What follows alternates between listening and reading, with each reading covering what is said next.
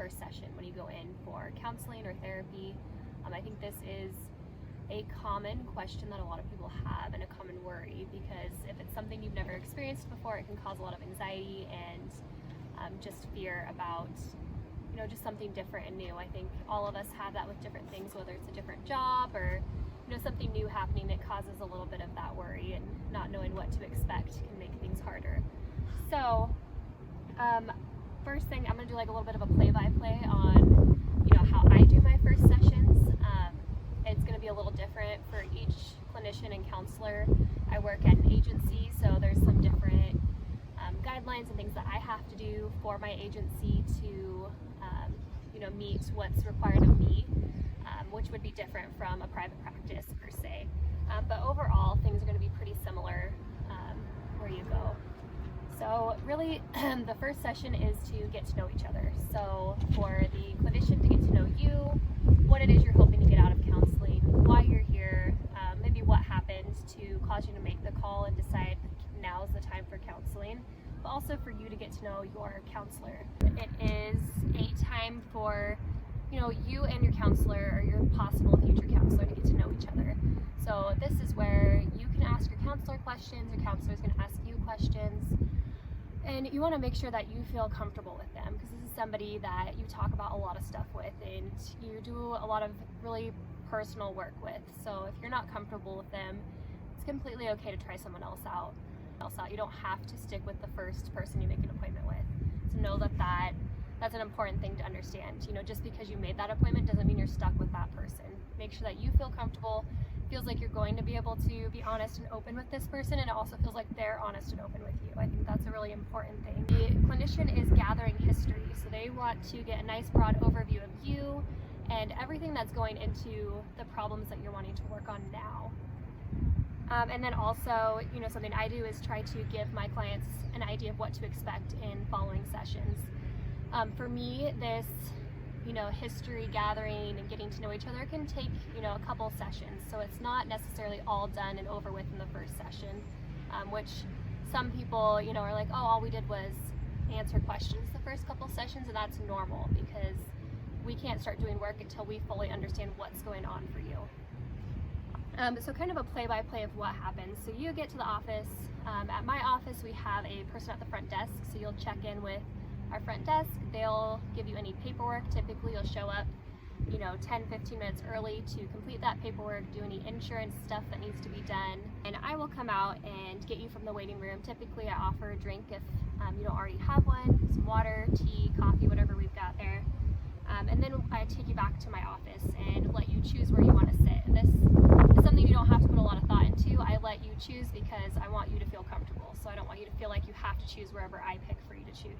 Have to sit wherever I pick for you to sit. Typically my icebreaker question is I ask if you've ever been to counseling before, if you've ever been to therapy before, and what that experience was like for you.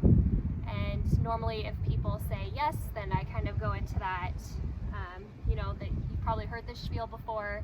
I go over confidentiality, so what is said in my office stays in my office, and I go over all the limits of confidentiality, any times that we might have to break that confidentiality. And I'm going to make another video that goes into detail about confidentiality, what stays confidential in sessions, when are times that counselors might have to break your confidentiality, so that you have a nice overview and understanding of that. So once I complete that video, I will link it down below, but it'll probably be a week or so before that gets done, from when I initially make this video. And then I always ask, do you have any questions about confidentiality? So I want to make sure that any questions you might have, any if I were to talk about this, something like this, would you have to report that? I'm completely open to answering things like that. Then we get into what's bringing you into counseling now.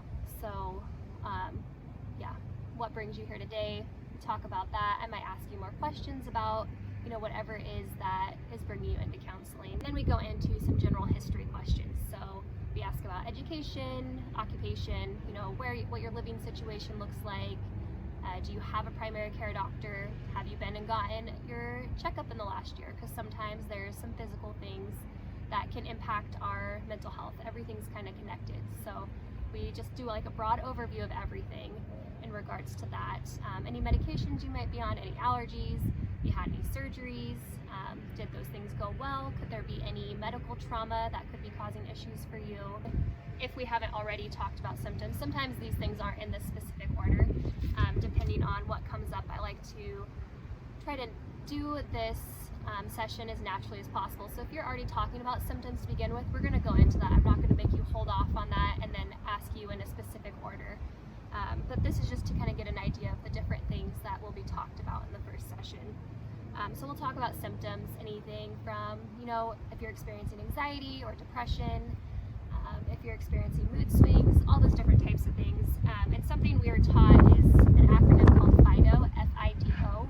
So we will check on the frequency, so how often these symptoms are happening for you, the intensity, how severe is it, duration, so how long have you been experiencing this, and then the onset. Did this start happening when you were 15? Did this start 2 weeks ago? Kind of what are we looking at? Do a trauma history, so we check in on things like, have you experienced or witnessed any traumas, experienced or witnessed any abuse? And the abuse isn't just physical abuse. It could be physical, sexual, emotional abuse, neglect, different things along those lines. And the reason that we do that, and it's not for like an in detail of play by play, this is exactly what happened to me, more, at 8 years old, I experienced this for 2 years, experienced it over this long of time and about what age it happened.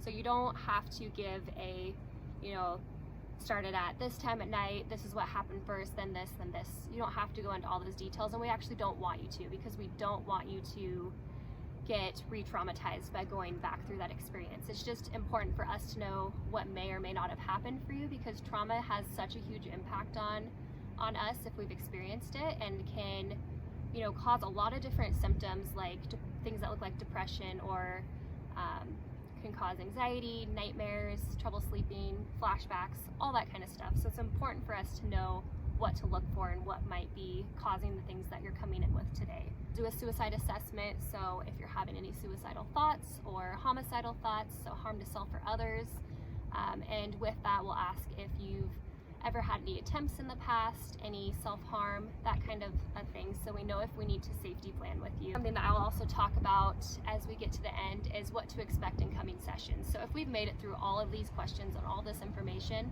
the next session will be treatment planning. So what that is goal setting. What do you want to get out of counseling? How do we know when we're done with counseling? Because my main goal is to get you to the point where you don't need counseling anymore, and you're able to make it on your own without needing to come back and see me every week. And this is something that will gradually happen. We won't just bam be done. Typically I will stagger it down. So we'll go from once a week sessions to once every 2 weeks, once a month, and then just do check-ins as needed. And you're always welcome to come back and resume sessions. Say something happens or something else comes up that we didn't know was an issue and we hadn't focused on, needs to be focused on now. You're always welcome to come back and do those check-ins or resume counseling if something else comes up that needs work. So treatment planning is session number 2 typically, depending on how quickly we get through all these questions. Sometimes the questions, well, typically for me they take 1.5 sessions, and then the second half of session 2 I'm able to treatment plan with my clients. And then I'll always make sure that there is, that you're feeling like you're in a good spot. Was there anything else that you wanted to discuss, or something you were hoping to go over or talk about today that we haven't talked about? Or is there anything I haven't asked about that you feel is important for me to know? Ask you if you're feeling comfortable. Was this okay for you? And would you like to make a follow-up session? Would you like to continue working with me? And if that's the case, at my office, I have you check out with our front desk, and they find a spot that works good for you, and they can get you in a recurring spot. It's private practice. I think a lot of clinicians schedule you themselves and take payment themselves. For me, my front desk covers all of that since I work at an agency. So you would go to the front desk for your copay and setting up your next appointment, and then your first session is over. So that's kind of everything that goes into a first session in a very structured play-by-play type of way. If there's anything that you feel like I didn't answer, please comment down below so I can either answer it there for you or make another video that kind of goes over it if it's something that would require a lot more explanation. If you enjoyed this video and found it helpful, please give it a thumbs up. Subscribe down below. I'm going to be continuing to make more videos about mental health, therapy, counseling, and just all those different things. I'm hoping that this will be helpful to reduce the stigma around mental health and therapy, and also hopefully one day when I have a private practice, I'll be able to use these videos for my future clients and then also for my current clients. So please let me know what you thought, and let me know of anything else that you're wondering about with therapy or counseling that you feel would be helpful and you'd like to learn more about. Thank you so much for watching. If you made it this far, I really appreciate it, and